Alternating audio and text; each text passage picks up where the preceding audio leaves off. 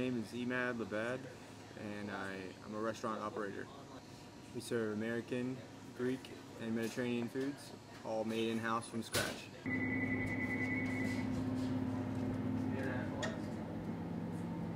What's up? 12?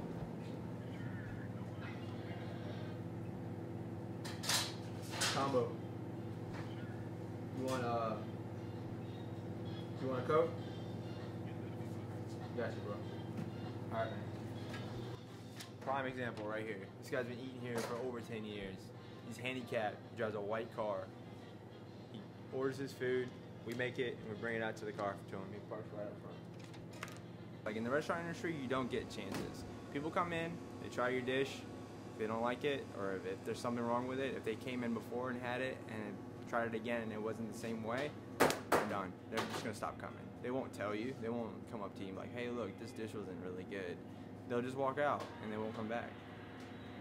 You have to deliver that consistent product, period.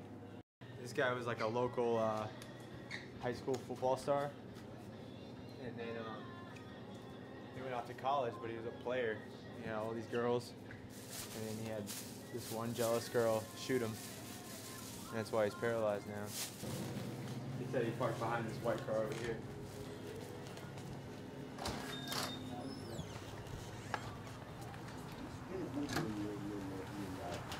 عندي كونكشن جامد، عندي فيري ديب كونكشن الناس تحبه، تمام؟ فهيعمل كده يستلم ويديك وهو ما عملش كده، ما تعرفش تبقى دي ولا لا، بالك؟ في لسه شفتها في الإسلام مخلص.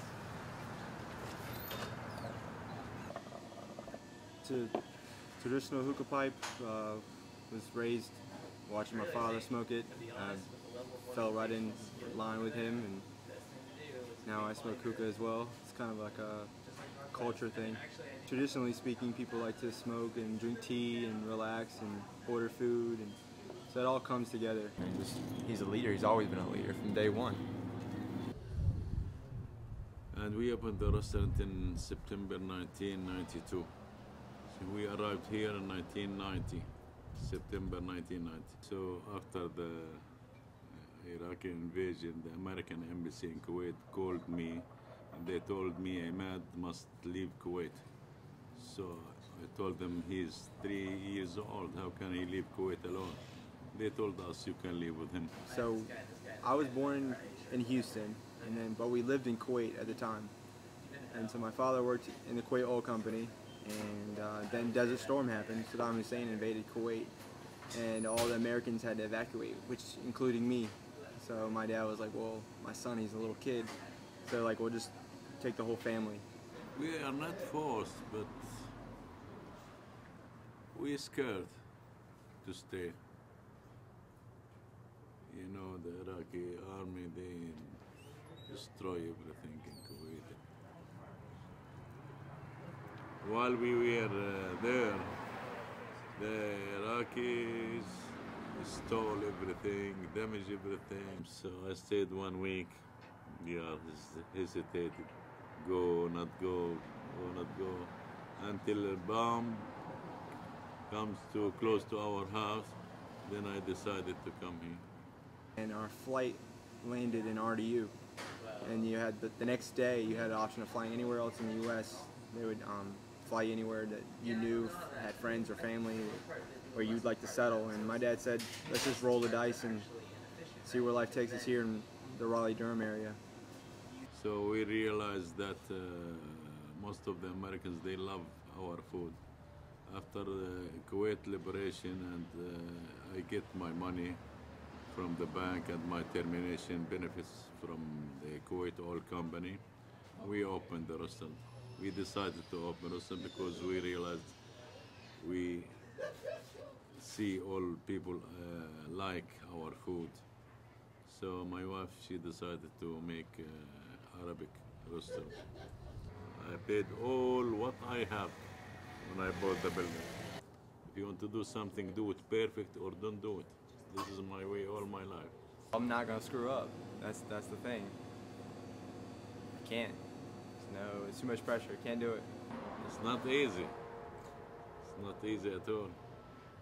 You know, he makes everything from scratch: falafel, hummus, shawarma, kebab.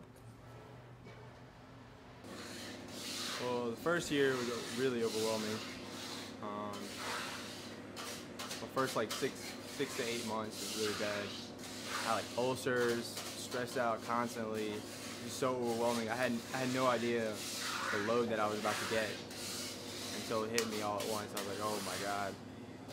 But now, you know, I got pretty much under control. It's 2 years. 2 years in. Feels good now. You know, got a routine going, everything going steady, consistent product. My dad's happy, I'm happy. We trained him, and he was working with us. He knows everything, but he wasn't preparing the food before me or his mom making the food. But before we leave, we trained him and let him prepare everything from scratch, because we need the food to be the same taste. I mean, he was just, you know, keeping me straight, you know, he was keeping me in line. He's like, look, you gotta do this, you gotta do that, you gotta do it the right way. Because if you get into bad habits from the get-go, it's just gonna go south from there. So he's just keeping me, you know, organized, keep me clean, keep everything perfect, keep the recipes, cook everything to perfection. Like 11 a.m. to 10 p.m., that's the easiest part of this place. That's the absolute easiest thing about this place. Behind the scenes, all the prep work, early in the morning, you know, 7 in the morning, 6 in the morning, here, cooking falafel, cooking hummus, cooking all this 200-300 pounds at a time. That's what gets stressful. If there was laws that permitted me living here, I would. I mean, there's no reason for me even to have a house. I could just put a cot back there and sleep for 6 hours and wake back up. I'd save gas, insurance on car. I just have everything. The money I would save, I would save so much money. It'd be awesome. There's nothing in my fridge, but like maybe a gallon of orange juice and some bottles of water. I eat here, go home, that's it. I'm teaching Ahmed. First of all, everything must be clean. The food must be the same taste. You know, our customers, I have customers since we opened, and every time they come, they say it's the same taste. I'm not scared. I mean, we've been 22 years now, still rolling, and we've got same people that grew up eating here. I mean, I've seen kids still in the womb now. They're walking in here, driving 16, eating here. So we're just gonna keep it going, you know, try keep it going. But I mean, most people that come to 9th Street, they come for those small businesses. They come to support local people, and they don't want to go to chains. Chains are everywhere. You can go anywhere and go to chain. You probably live next door to one, but they would rather drive here and come support a place like this. We were working 16, 17 hours every day, me and my wife. I'll be damned if my dad works another day in his life, period. We suffered a lot. Nothing comes easy. You work hard, struggle, you will get whatever you need. You know, I've always wanted to envision myself to be like the little league coach, you know, or you know, spend time with my kids, because my dad was, you know, he was here working, so he was never there for us in those other moments. Just literally busted his ass for the longest time, just to, you know, keep us afloat. So I mean, he started from nothing at all and built this 20-year plus empire. So let's carry on. Now I'm relaxing, almost retired. I stay 6 months here, 6 months outside the United States. I'm not suffering. I built everything correct, and my children will be okay because everything is right from the beginning. That's all that matters. I mean, if he's proud of me and he's happy, then I'm good, because I mean, he worked so hard, him and my mom worked so hard to raise us and put us through school and do whatever we needed to do, support us no matter what, to give us that better life. And now I think it's our turn as kids to bust up our asses to help them kind of relax and do whatever they want.